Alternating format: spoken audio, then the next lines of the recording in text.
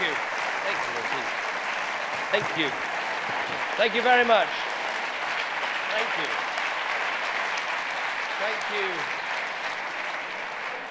Thank you, Richard, for that very kind introduction, and many congratulations to you and Joy on the news of your second child on the way. Well done, Joy.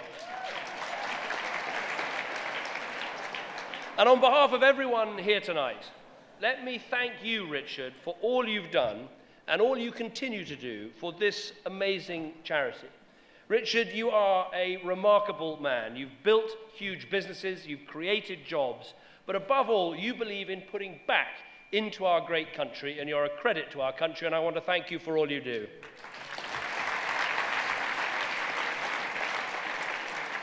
Now, I'm just back this morning. I got back from the G20 in Brisbane. There are a few challenges at these events. Obviously, standing up to Putin, negotiating with the Chinese, and crucially, avoiding that picture with the koala bear. That was... But you know what? When you're on the other side of the world, it is actually a good opportunity to reflect on some of the things that make our country great.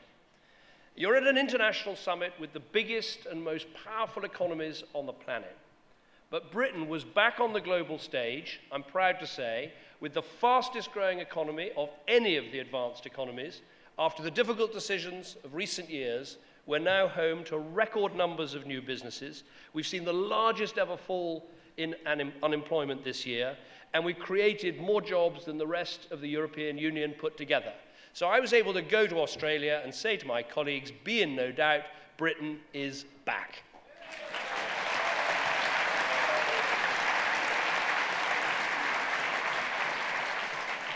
And tonight, I think we should sing about some of our strengths. We are the country that invented the steam engine and the World Wide Web, the country that developed penicillin and unraveled DNA, the country that invented most of the sports that we play today, although frustratingly, Australia and New Zealand seem to beat us at some of them, the country that gave the world Shakespeare, Elgar, the Beatles, and yes, Simon, the X Factor too. We're the country with the finest armed forces, the nation that stood alone in Europe against Hitler, the mother of parliaments, the font of democracy, the rule of law. This kingdom, yes, this united kingdom, I'm pleased to say, is well and truly back.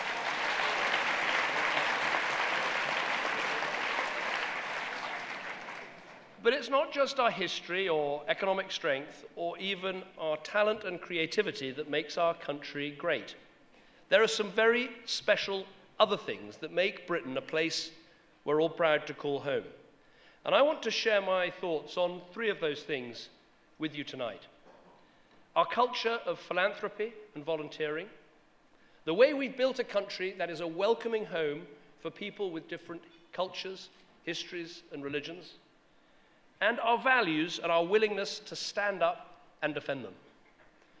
First, one of the greatest things about Britain is that we are one of the most generous nations on earth. We really do care about those who are less fortunate than ourselves. There I was at that G20 this weekend, making the case for more sustained global action to deal with Ebola. And once again, it is British troops and British aid workers that are out there on the front line, risking their own lives in the effort to save others. It is Britain that has kept its commitment on aid, because as a country, we don't make promises to the poorest people on our planet and then not meet them. And it's the British public who've given over £830 million in the last decade to international appeals for humanitarian causes from the Philippines to West Africa. And we see that same philanthropy and charitable spirit at home. Just yesterday, on Mitzvah Day, more than 35,000 people from 500 charities, synagogues, community organizations, schools, and youth groups gave their time to causes in almost every major town and city across the country. Yes, there is a big society in Britain. I didn't create it, the British people did. I just want to give it voice and to boost it wherever and whenever I can. And frankly, there is no better example of that big society than right here in this room tonight. As the parent of a severely disabled son, I know what it's like to worry about whether your child will ever have somewhere other than home that they can get the love, the care, the attention, and the therapy that they really need. And it's hard to put into words the emotions that you go through as a parent. So I know what the support of a charity like Norwood can mean. And I saw that for myself when I had the privilege of visiting Ravenswood to open the Tager Centre in 2009. What you do and what you're funding tonight, it quite simply changes lives. It changes thousands of lives every year. People like Gabriella, who aged 3 contracted meningitis and had seizures that damaged her brain. Her parents were told she'd be in a wheelchair and feared she might never walk again. But today, age 10, thanks to your outstanding Hope Centre in Brent, she is not just walking, she is doing star jumps. People like Charlotte, who've been with Norwood since nursery. Charlotte, who I met tonight, who overcame problems with expressing herself to complete her A-levels while volunteering with the Unity Club supporting disabled children. It is fantastic that Charlotte is here tonight and she will give us the toast. Charlotte, you're magnificent.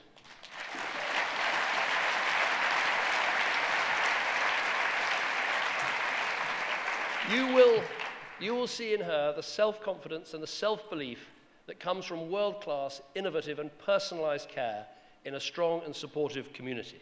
You see the effects of a charity that gives people the confidence to be happy, the courage to dream, but above all, the means to fulfill their potential at every stage of their life. And underpinning this amazing work is that great culture of volunteering which goes hand in hand with our philanthropy. Volunteers at Norwood contribute 180,000 hours in service every year.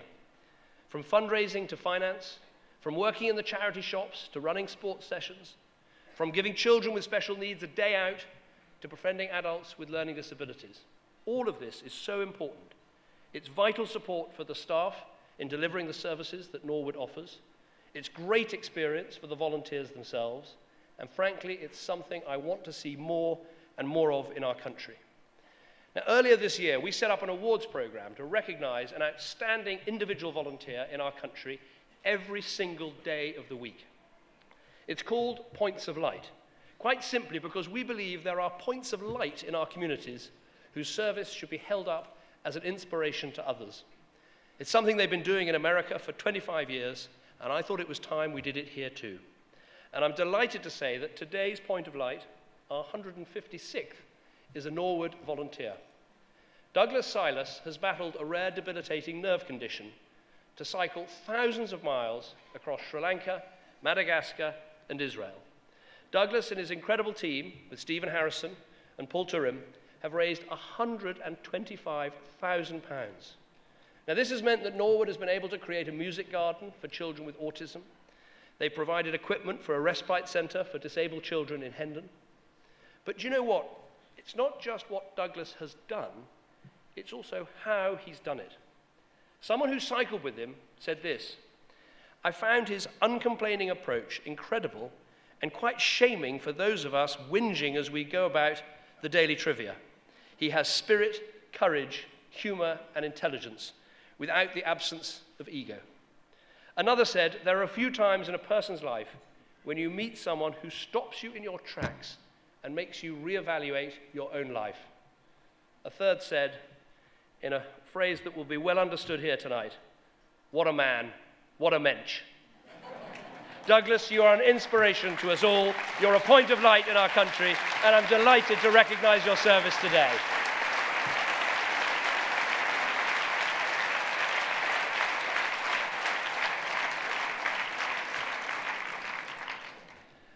Now, my second reflection in Brisbane, once I'd got over the jet lag, the 40-degree heat and the endless ribbing about the cricket, was the fact that we in Britain, and to a very great extent my hosts in Australia, we've done something that many other countries can only dream of.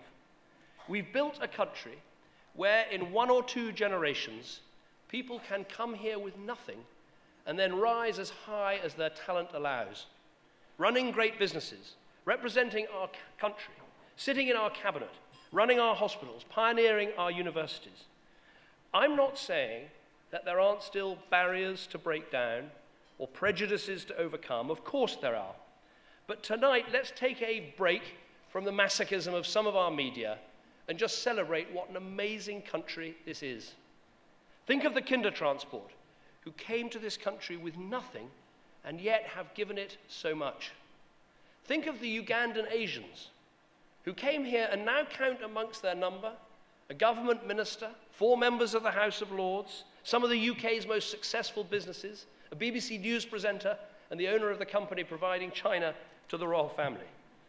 Our successes, they must always be built, not on building separate futures, but rather coming together to build a common home. And to me, Norwood epitomizes that sense of togetherness. You help Arabs, Muslims, Pakistanis, Chinese. You do not discriminate. You're a charity that is proud to be Jewish, but proud to be British too. So it is even more distressing when this summer a couple of Norwood charity shops were targeted as part of a number of utterly despicable anti-Semitic attacks. And let me be very clear. We will never stand by when such awful things happen, and we will use the full force of the law to prosecute the perpetrators of such disgusting crimes.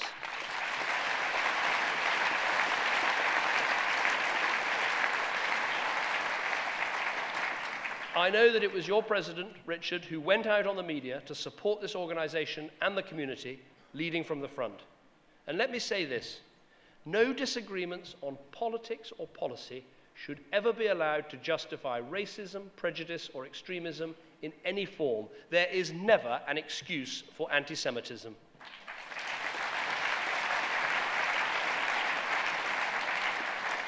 It destroys the diverse yet strong society that we're proud to have in this country of ours, which we all call home. And I promise you, I will fight anti-Semitism in this country wherever it's found. And that must begin by educating our young people. One of the reasons I set up the Holocaust Commission is because I think it is vital that all our young people understand not just what happened in the darkest hour of humanity, but also how it happened. How the steps to prejudice and hatred led ordinary people to do the most extraordinarily awful things. Today, many of our incredible Holocaust survivors are still going into schools and reliving their experiences over and over again, with all the pain and trauma that must bring. But they want to share their testimony with young people. As these survivors get ever older and fewer in number, we have a duty to them to ensure their legacy is never forgotten. And I hope that the Commission's recommendations will ensure the legacy of our survivors is preserved forever. And I hope that will include significant measures to include education around fighting prejudice and anti-Semitism in our schools and our society at large. The Commission reports in 70 days' time, on Holocaust Memorial Day, when the world stands together to mark the 70th anniversary of the liberation of Auschwitz. I hope you will support its recommendations and work with me and with the other party leaders in taking them forwards. Now, my third and final reflection on what makes this country so great is the values we hold and our willingness to stand up and defend them. We're a country that believes in the rule of law, a country that believes in the fundamental right of individuals to choose and to change their governments. We're a country where the press is free, the law is fair, the right to redress universally available, property rights universally enforceable, the freedom of speech the foundation of our democracy. And we are a country that time and again has been prepared to stand up in defense of the freedoms and the values that we hold dear. Today, our armed forces are putting their lives on the line once again as part of an international coalition, including Arab states, in support of the Iraqis to defeat ISIL. All of us were sickened by the news yesterday of the murder of another American hostage. ISIL will be defeated, and these sick and barbaric terrorists will face the justice they deserve.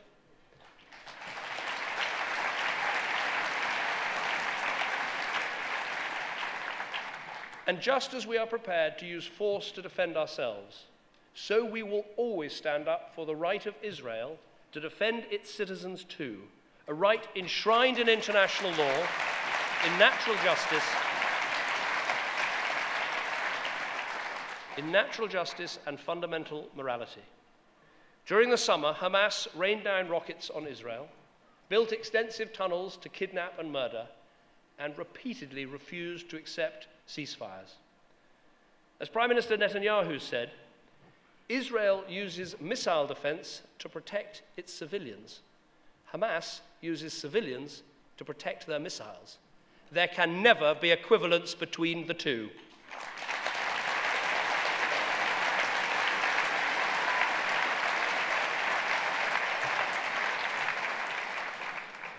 Now, like all of you, I long for a lasting peace in the Middle East.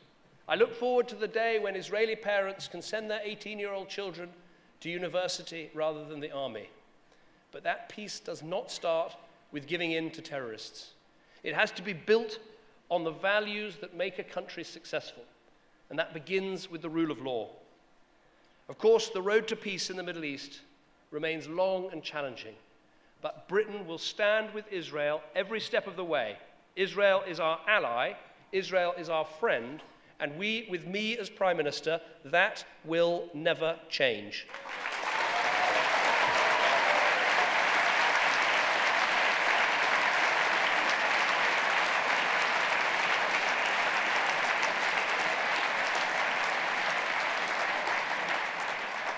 So as I got off the plane this morning, I was met with that familiar gust of cold air, but I was proud to be back home. In just the few days I've been away, Children in Need had raised £32.6 million. The English and Scottish Football Associations had agreed to use tomorrow night's game to raise money for Ebola on the other side of the world. Bob Geldof had reformed Band Aid.